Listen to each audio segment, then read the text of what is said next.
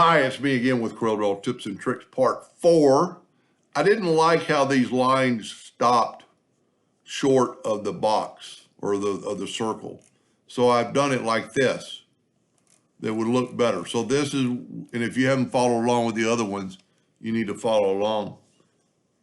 If we take these lines and use the virtual segment delete key, most of the lines, but they change. See how they change? But that one, it's still coming up to that part.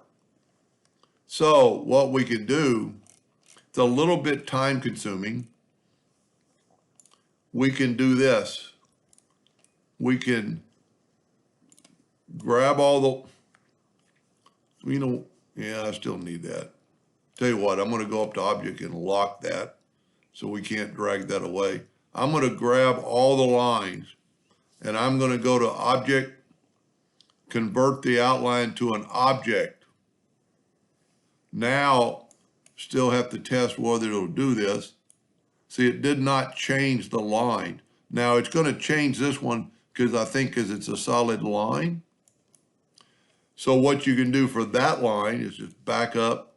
It is an object. We can left click, right click. Well, maybe they were grouped together.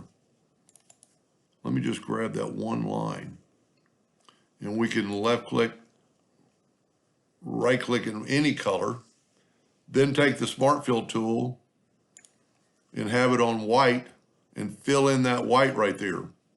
And then you can actually take this line and hit delete so it won't have an outline. That way, I still need to do the bottom. See, it worked on this one, on this side too. So here, look at, we're deleting it. Now, in this case, I would take this red circle and right click no outline. So when you get to that white line, there won't be anything but the lines. That's pretty handy. Hope that helped a little bit. Thank you for watching.